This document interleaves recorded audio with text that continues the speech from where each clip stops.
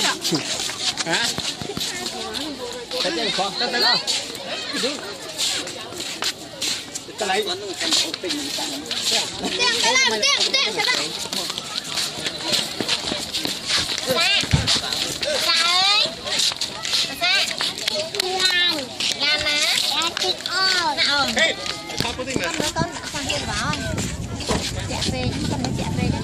mà cái bao này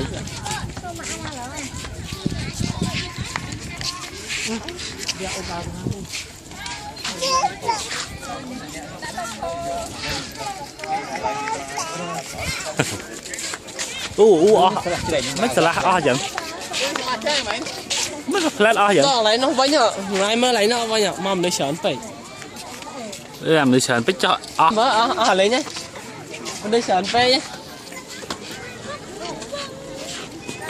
mà vọt mà nhỉ ngất thân vô mà làm ban lại cho cái gì nè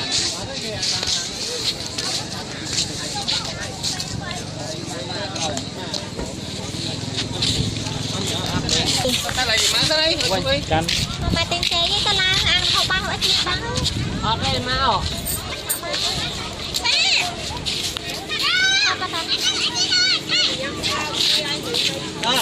cho lan không nè mà sao mà cái nào ôi nhầm thọt sân căng lan nó thật công chơi na công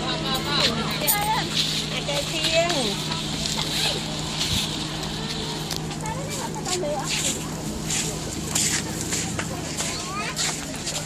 có tiền thêm thật mà